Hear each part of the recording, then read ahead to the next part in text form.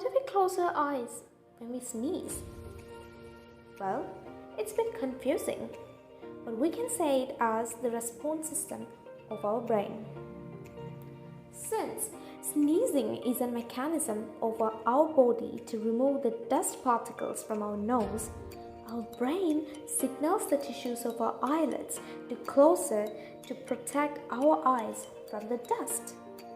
As a result, most of the time we close our eyes during sneezing. That's it for today. We will see you in the next video.